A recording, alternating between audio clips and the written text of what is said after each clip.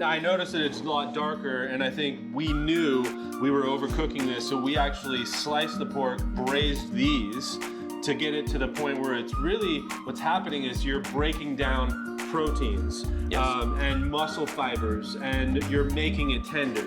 So that process is what's known as low and slow. And that's essentially what we did. So you could do it in the oven, through a braising, or over the stove top really gently. So that's what we did here. Now, if we were doing this back and we rewinded and we had a pork loin, you know, there were some techniques that you've done before to keep the pork chop moist.